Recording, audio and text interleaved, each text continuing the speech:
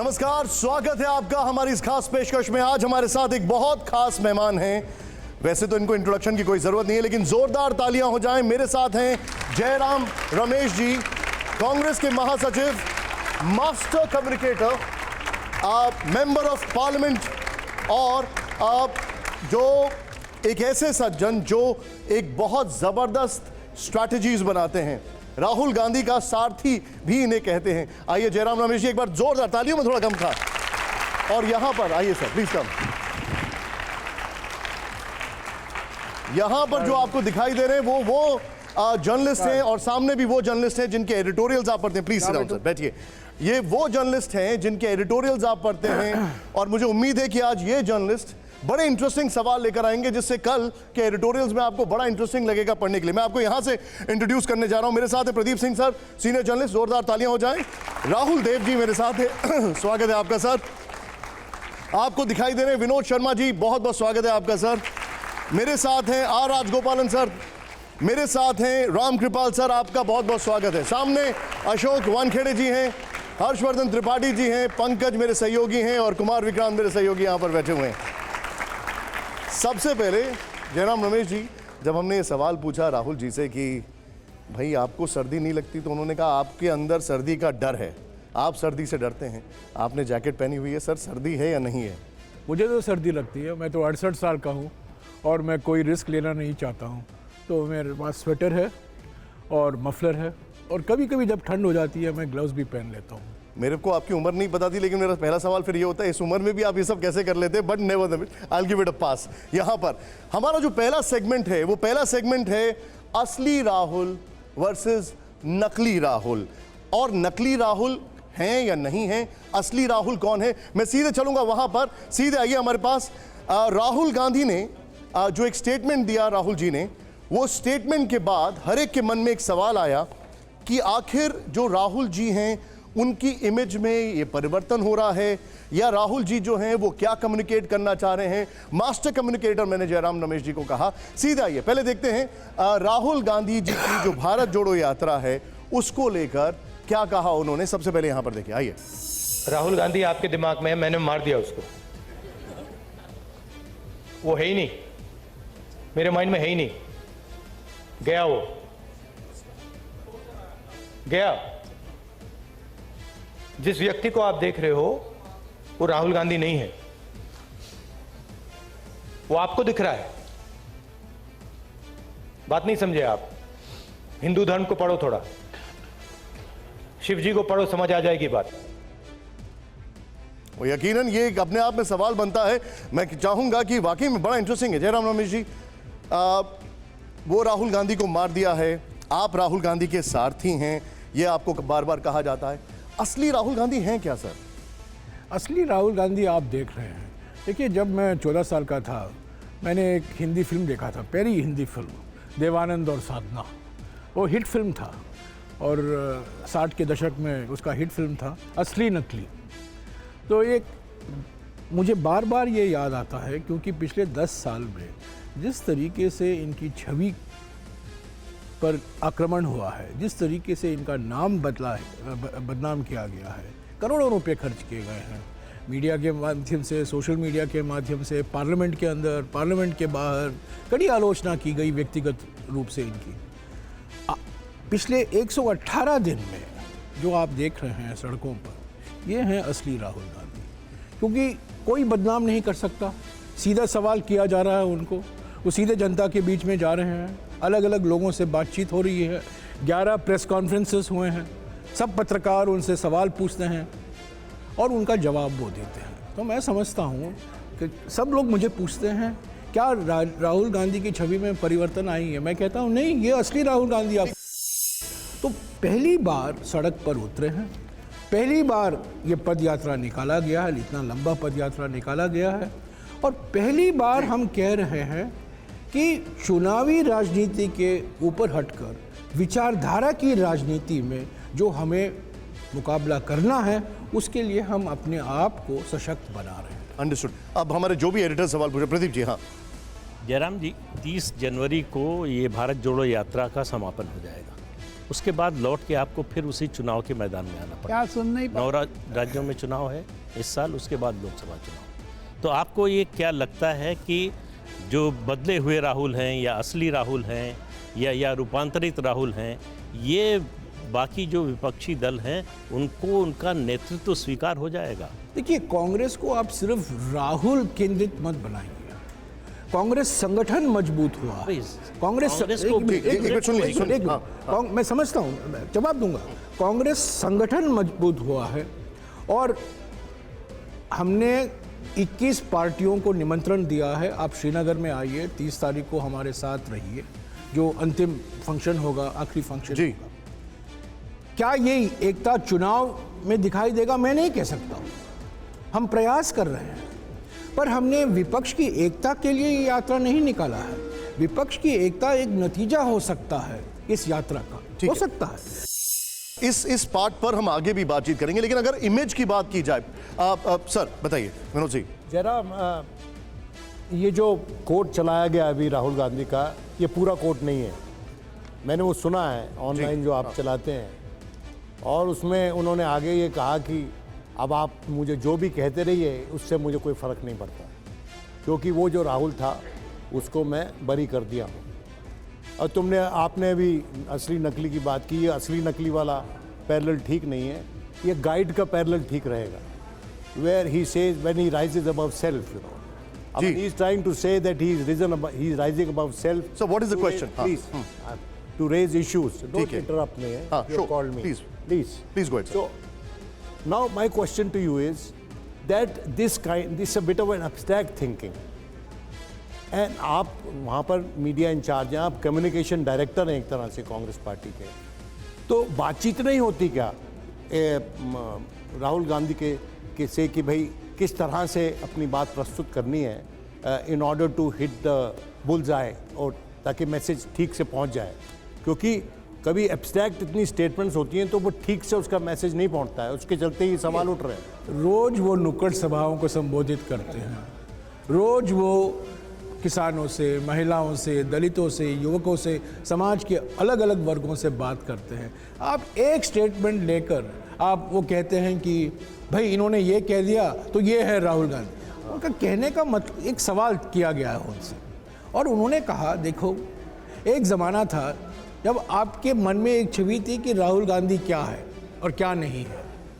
आज वो बदल गया है, मेरे विचार में, उनके विचार में वो बदल गया है। पर ये राहुल गांधी के ऑब्सेशन से थोड़ा हटिए और जो मुद्दे हैं, जो भारत जोड़ो यात्रा में मुद्दे उठाए जा रहे हैं, उस पर आप फोकस कीजिए, उस पर ध्यान दीजिए।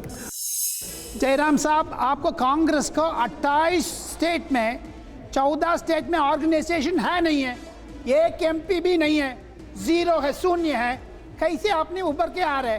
2 नकली राहुल गांधी, असली राहुल गांधी, लेकिन प्रियंका गांधी बोल रही है 1000 करोड़ खर्चा कर रहे हैं अपोजिशन। ये क्या चीज है? आपका टोटल अमाउंट कितना खर्चा हुआ है राजगोपालन जी यात्रा में? 1984 को क्या करोगे? मैं आपको याद दिला, एक एमपी भी नहीं है 14 स्टेट्स में, मैं आपको कैसे सत्ता में आ जाएंगे आप? आपके पास कोई भी अलायंस नहीं आना चाहते हैं। मैं आपको याद दिला दूं, 1984 में जो चुनाव हुए थे, भारतीय जनता पार्टी के 2 सांसद चुने गए थे, 2 सांसद।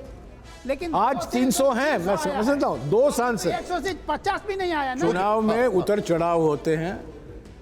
कई राज्य हैं जहां हम 50 साल से, आपके राज्य में तमिलनाडु में हम 50 साल से हम सत्ता में नहीं हैं, पर हमारा आज भी किसी भी गांव में जाइए जहां हम सत्ता में नहीं हैं, बिहार में, यूपी में, तमिलनाडु में, पश्चिम बंगाल में, आज भी कांग्रेस कार्यकर्ता हैं, आज भी कांग्रेस संगठन है। कमजोर हो गया है पर ऐसा नहीं चला नहीं गया है, कांग्रेस झंडा आज भी है। सर लेकिन एक बात बताइए, ये आपने ठीक कहा, पॉइंट टेकन, एक्सेप्टेड, लेकिन इलेक्टोरल पॉलिटिक्स में सीट्स मैटर करती हैं। यूपी में भी आपके कार्यकर्ता हैं, ग्रैंड ओल्ड पार्टी, बहुत बड़ी पार्टी है, लेकिन सीटें नहीं आ रही हैं, वो उसमें नंबर्स में ट्रांसलेट नहीं हो रही है। तो क्या आप इससे दूर जा सकते हैं? क्या इस पर्सपेक्टिव को इग्नोर करा जा सकता है? नहीं, मैं हम नजरअंदाज नहीं कर रहा हूं, पर मैं आपको याद दिला रहा हूं, 2009 के चुनाव में उत्तर प्रदेश में हम दूसरे नंबर पर थे, हमें 22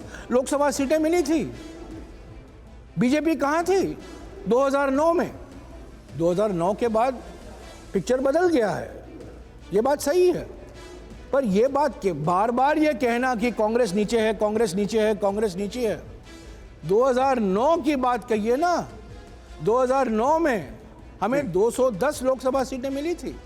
2014 2019 में ठीक है, ओके। हमारा प्रदर्शन नहीं आ रहा, बहुत मायावती नहीं आ रहा, तेजस्वी नहीं आ रहे, ये क्या बोल रहे ओके, अब मैं इस पार्ट पे सर आगे आऊंगा। एक मिनट अखिलेश किधर है? पूछो इनसे। मैं सर उस पार्ट में आगे हमारा वो भाग अखिलेश यादव क्यों कमिंग नहीं टू आ इट। राहुल जी पॉइंट आप, फिर उसके बाद मैं आ रहा हूँ रामकृपाल जी आपके पास। राहुल देव जी, हाँ जी, राहुल देव जी, राहुल right। देव जी। राहुल देव जी सर। लोगों से कह रहा था भाई उनको छोड़िए, असली राहुल यहाँ बैठा है। तो जयराम, आपने कहा कि ये कांग्रेस की यात्रा है, राहुल गांधी की यात्रा नहीं है। लेकिन राहुल गांधी जी तो पिछले 10-15 साल से राजनीति में हैं और शिखर पर हैं, और कांग्रेस के भीतर वो एक तरह से सर्वे सर्वा की स्थिति में रहे हैं, अध्यक्ष भी रहे हैं। लेकिन ये यात्रा निकालने का विचार जहाँ तक देश समझता है उनका अपना था, पहल उनकी अपनी थी, चेहरा केवल वो हैं। बाकी कांग्रेस के बड़े कार्यकर्ता और बड़े नेता भी वहाँ पर उस चेहरे के रूप में मंचों पे भी ज़्यादा दिखाई नहीं देते। एक ही व्यक्ति बोल रहा है, एक ही व्यक्ति दिख रहा है, एक ही व्यक्ति की पहल है, जिसको इतने मौके मिले हैं। तो ये विचारधारा के स्तर पर लड़ाई करने का विचार इससे अगर पहले आ जाता तो क्या बेहतर ना होता? बिल्कुल बिल्कुल। अगर आप मुझे पूछ रहे हैं कि क्या ये भारत जोड़ो यात्रा 10 साल पहले निकाला जाना चाहिए था, मेरा जवाब है हाँ, देरी हुई है, पर फिर भी हमने ज़्यादा देर नहीं हो गई अब नहीं। और ये बात जो आपने कहा ना, सिर्फ राहुल जी दिखाई दे रहे हैं, ये इससे सहमत नहीं हूँ पूरी तरीके से।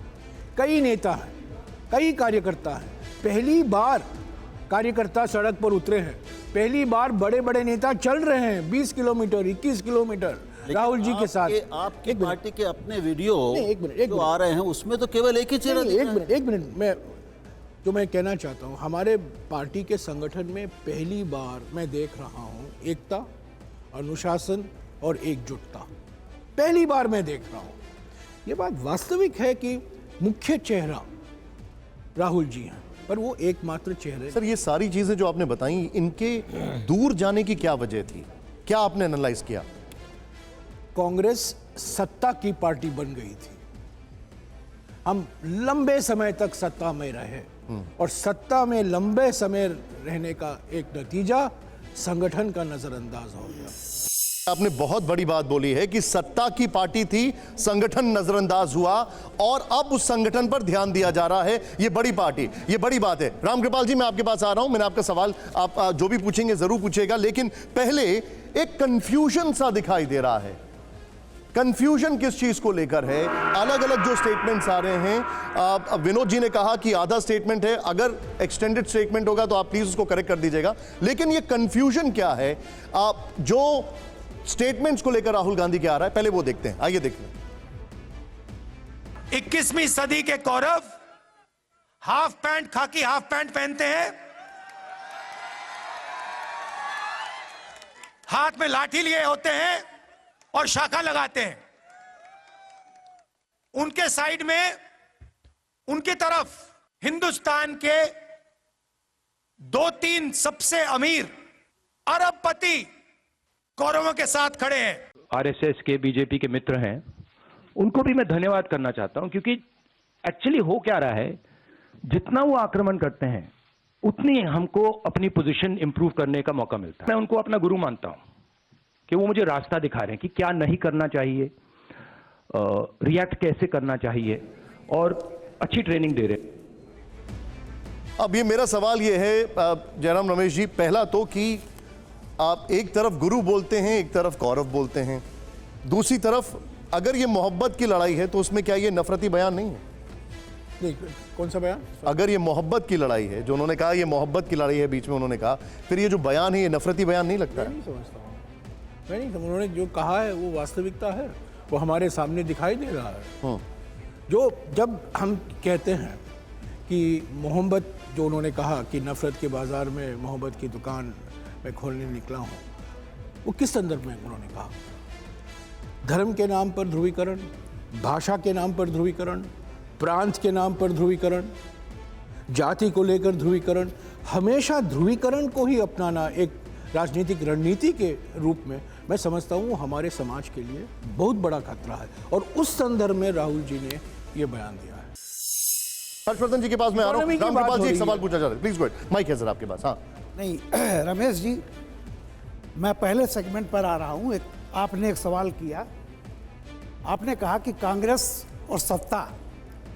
मैं एक बेसिक सवाल आपसे जानना चाहता हूँ कि जैसा राहुल जी ने कहा कि मैं राहुल जी वो चला गया, उसको मैंने ख़त्म कर दिया, मैं उस पर एब्स्ट्रैक्ट पे नहीं जाता। आपने कहा कि राहुल कांग्रेस का चेहरा है, जाहिर सी बात है कांग्रेस एक पार्टी है, राहुल जी ने पार्टी तो नहीं छोड़ी है ना। तो मेरा पहला सवाल यह है, और आपने कहा कि बीजेपी का विकल्प कांग्रेस है, तो मैं आज एक सवाल कर रहा हूं आपसे, और यह सवाल मैंने कई बार दिग्विजय सिंह से भी पूछा कि कांग्रेस का लक्ष्य क्या है, सत्ता में पहुंचना या बीजेपी को हराना? आप मुझे इसका एक जवाब दीजिए। कांग्रेस का लक्ष्य क्या है? प्राइमरी लक्ष्य आपका क्या है? बीजेपी को हराना या आपको सत्ता में केंद्रीय पहुंचना? सत्ता में पहुंचना या बीजेपी को सत्ता से बाहर? बीजेपी को हराकर सत्ता में पहुंचना। तो फिर ये इसी बात पर मैं आ रहा हूं। आप ये बताइए, कश्मीर से कन्याकुमारी तक मुझे 5 स्टेट बता दीजिए जहां बीजेपी ने आपका वोट छीना है। आपको अगर सत्ता से बेदखल किया है, कश्मीर से लेकर के बंगाल में आपको किया सीपीएम ने, आपको किया ममता बनर्जी ने, उत्तर प्रदेश बिहार में से आपको वापस किया लालू यादव, कर्पूरी ठाकुर, नीतीश कुमार ने, बिहार से आपको खदेड़ा चौधरी चरण सिंह, मायावती, काशीराम, मुलायम ने। तो मैं ये कह रहा हूं कि जब बीजेपी, अच्छा जिन राज्यों में आप और बीजेपी का कांग्रेस है, बीजेपी और कांग्रेस है, वहां तो आपके लिए चांस भी है, लेकिन आज जो भारत यात्रा पर आप निकले हुए हैं, क्या आप ये पहचानने निकले हैं कि किसने आपका वोट बैंक आपसे छीना, किसने आपको किया? कर्नाटक में मैं हमारा आपको बता दूं, मुकाबला आपके पास बीजेपी एक के मिनट। साथ। जी उड़ीसा थोड़ा सा से जवाब ले लें रामकृपाल जी। नहीं, एक मिनट। उड़ीसा से आपको बीजू पटनायक और नवीन पटनायक ने निकाला, आंध्र तेलंगाना से बीजेपी ने नहीं आपको वापस किया, तमिलनाडु से आपको बीजेपी ने नहीं खदेड़ा।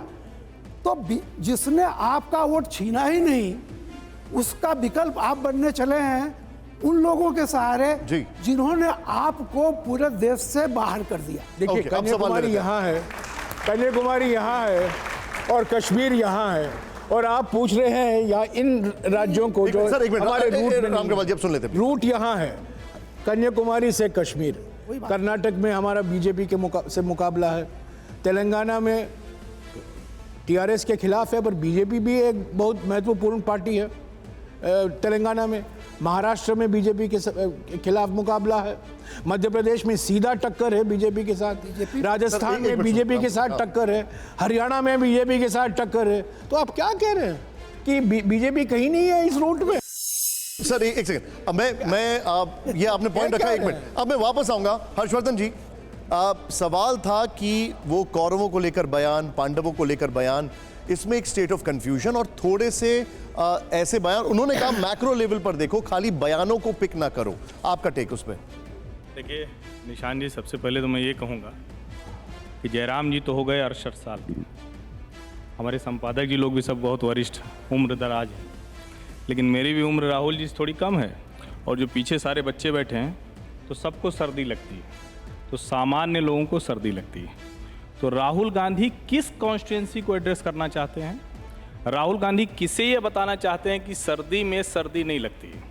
और क्या राहुल गांधी अपनी यात्रा में सबसे ज़्यादा मार दिया, मारा नहीं, नफरत नहीं की, नफरत करते हैं?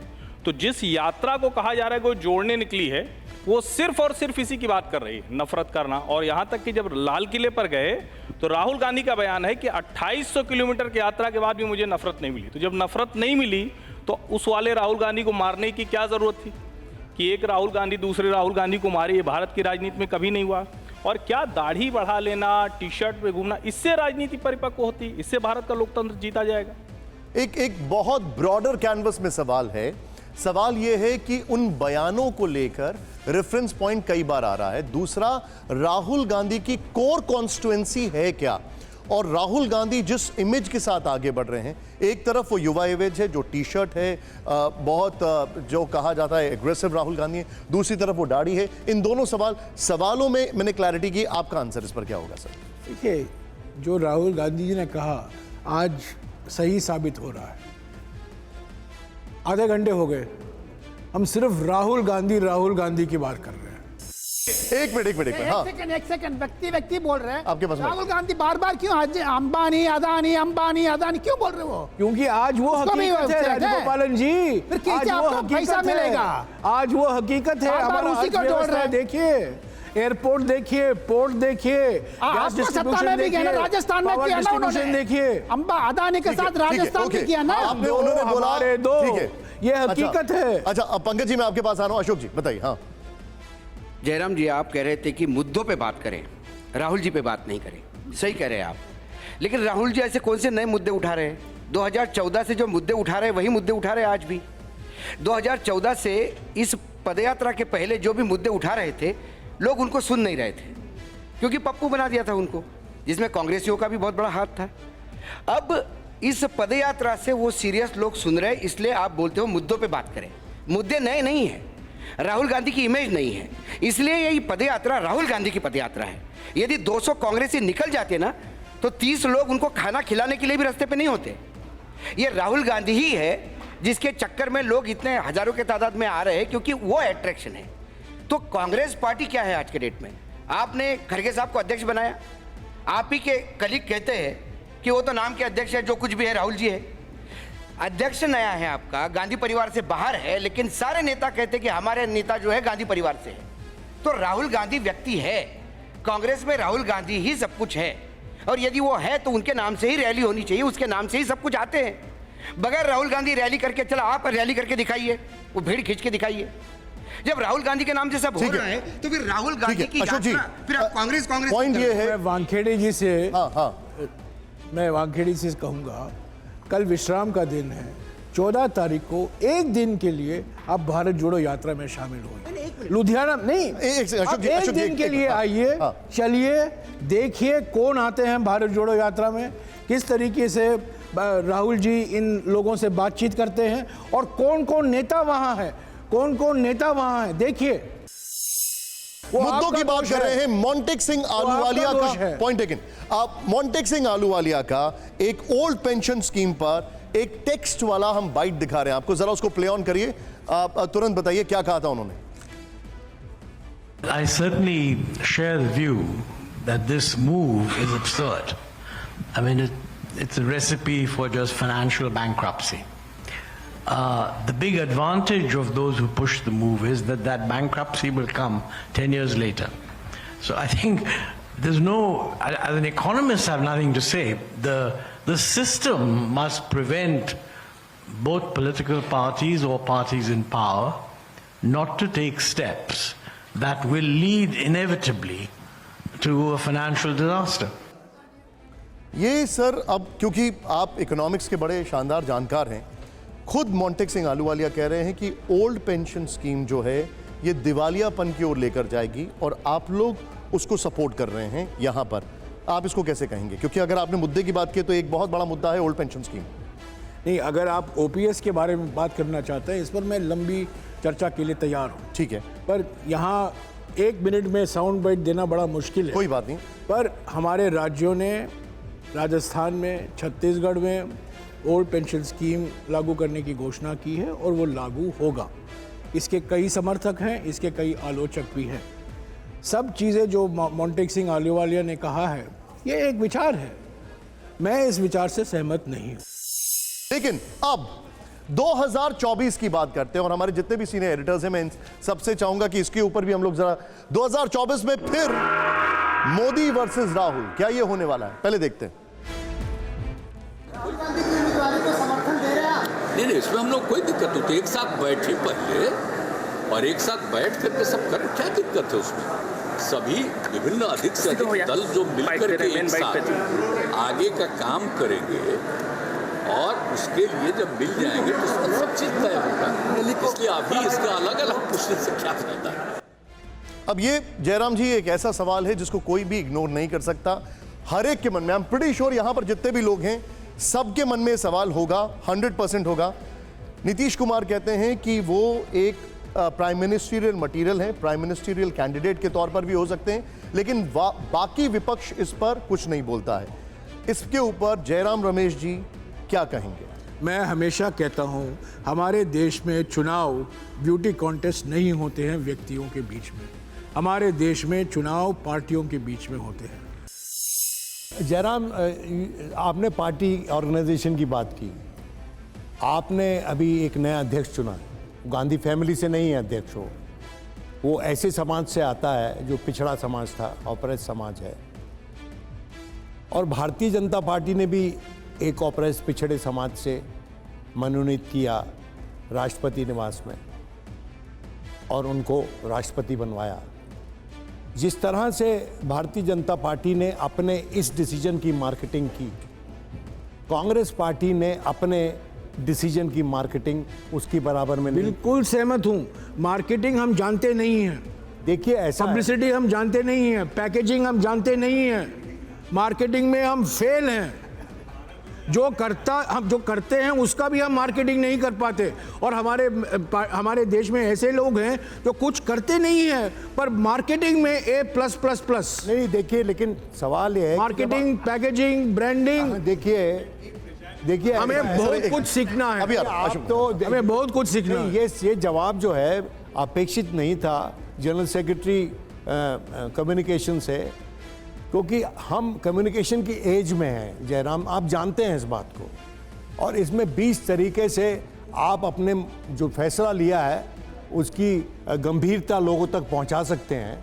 आप उसको कोई और नाम दे के पहुंचा दीजिए, लेकिन आप कम से कम ये जताइए तो सही कि आपने इतने वर्षों बाद, ये दूसरी बार है कि कांग्रेस का अध्यक्ष जो है वो दलित समाज से है और ये सीनियर एक्सपीरियंस। हिमाचल के मुख्यमंत्री के भी बारे में कुछ कहा जा सकता है ना, बहुत कुछ कहा जा सकता है जो हम नहीं कह रहे हैं। हिमाचल के मुख्यमंत्री, हाँ तो नहीं, तो फिर आप क्यों नहीं कह रहे हैं? आपके ऊपर क्या प्रतिबंध है? मैं आपसे सहमत हूँ। मार्केटिंग में, ब्रांडिंग में, पैकेजिंग में हम बहुत पीछे हैं। हमें बहुत कुछ सीखना है हमारे विरोधी दल से। अभी आ रहा हूँ प्रदीप जी। जयराम जी, इतनी देर से जो कुछ बातचीत हुई, आप लगातार कोशिश कर रहे हैं कि मुद्दा राहुल गांधी न बने, दूसरे मुद्दे जो वो उठा रहे हैं वो मुद्दा बने। तो एक तो ये निकलता है कि आपका कम्युनिकेशन डिपार्टमेंट फेल हो गया कि भाई आप उस नैरेटिव को बदल नहीं पा रहे हैं। दूसरा इसी से जुड़ा सवाल है कि क्या आपने ये महसूस किया है कि राहुल गांधी के व्यक्तित्व को प्रोजेक्ट करने से पॉलिटिकल नुकसान हुआ? तो उनके व्यक्तित्व को जो है पीछे लाइए। राहुल गांधी खुद कह रहे हैं पुराने राहुल को मार दिया मैंने।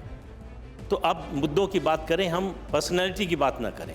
तो ये कोर्स करेक्शन है। नहीं, मैं आप मुझे पूछें तो मैं समझता हूं कि इस 118 दिन के बाद राहुल जी की छवि में भारी परिवर्तन आए। लोग उनको नई नजरिए से देख रहे हैं। और पहली बार मैं स्वीकारता हूं, हर एक राज्य में जो गुटबाजी थी, एक होकर उन्होंने भारत जोड़ो यात्रा को हम कैसे सफल बनाएं उसमें लगे हुए। कर्नाटक में, केरला में, हरियाणा में, महाराष्ट्र में, राजस्थान में अब मैं जानता हूं नारद मुनि क्या बोलेंगे राजस्थान में। लेकिन उसके बाद फिर वही उसी हालत आपने जो बताया सर, एक ये सवाल है, ये मेरे मन में भी शक है, भय है कि भारत जोड़ो यात्रा के बाद पुरानी स्थिति में हमें नहीं लौटना चाहिए। बिल्कुल सही कहा आपने। अब राजस्थान में गहलोत बनाम पायलट, छत्तीसगढ़ में भूपेश बनाम TS सिंहदेव, कर्नाटक में सिद्धरामैया बनाम DK शिव कुमार। इन तीनों ही राज्यों में चुनाव हैं। अब सवाल खड़ा यह होता है कि ऐसे में आप पार्टी को कैसे देख रहे हैं? क्या अलग अलग ग्रुप्स अभी भी आपको दिखाई दे रहे हैं? क्योंकि इस भारत जोड़ो की यात्रा के दौरान ही हमने देखा राजस्थान में काफी तनाव जैसा स्थिति बनी, लेकिन फिर all is well. Congress party groups की पार्टी है। कई साल पहले हमारे देश के जाने माने पॉलिटिकल साइंटिस्ट रजनी कोठारी ने एक किताब लिखी थी, उसमें कहा था Congress is an internal coalition, और ये आज भी सही है। अलग अलग ग्रुप की पार्टी है और सत्ता एक फेविकॉल बन गया था सत्ता की खोज एक फेविकॉल बन गई इन अलग अलग ग्रुपों में। आज भी अलग अलग ग्रुप हैं, हम उससे भागते नहीं हैं, पर लोकतंत्र है हमारे पार्टी के अंदर। जयराम जी, बस छोटा सा सवाल है। आपने कहा गुटबाजी खत्म हो गई है भारत जोड़ो यात्रा को लेकर, तो राजस्थान का इशू रिजॉल्व हो गया? अशोक गहलोत ही सीएम बने रहेंगे? मैं नहीं कह सकता हूं जी, मैं उसमें शामिल नहीं हूं, पर प्रयास चल रहा है। रंधावा जी सभी सांसदों विधायकों से मिले हैं, खड़गे जी भी लगे हुए हैं, सब लोग लगे हुए हैं कुछ ना कुछ रास्ता ढूंढ निकालने में। पर मैं कह दूं, दोनों गहलोत जी और पायलट और सभी नेता, राजस्थान में कई नेताओं की कमी नहीं है राजस्थान में और अलग राज्यों में, सभी ने भारत जोड़ो यात्रा में एकजुट होकर एकता और अनुशासन के साथ काम किया है। एक बड़ी इंटरेस्टिंग बाइट मैं आपको सुनाना चाहता हूं, ये वरुण गांधी की बाइट है। जरा सुनाइए जरा क्या कहा वरुण गांधी ने, उसके बाद मैं कुमार विक्रांत और राहुल सर के पास आ रहा हूं। मैं न कांग्रेस के खिलाफ हूं, न पंडित नेहरू के खिलाफ हूं। हमारे देश की राजनीति, हमारे देश को जोड़ने की राजनीति होनी चाहिए, ना कि गृह युद्ध पैदा करने की राजनीति।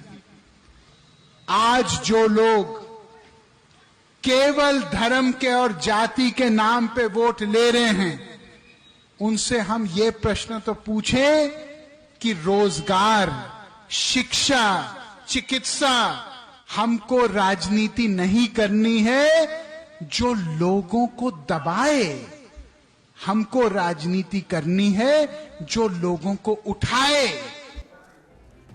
सर ये बताइए, क्या परिवार को भी जोड़ने का हो पाएगा कुछ? मुझे कोई जानकारी नहीं है, मैंने भी ये बयान देखा है, ये इनका विचार है, अच्छा विचार है।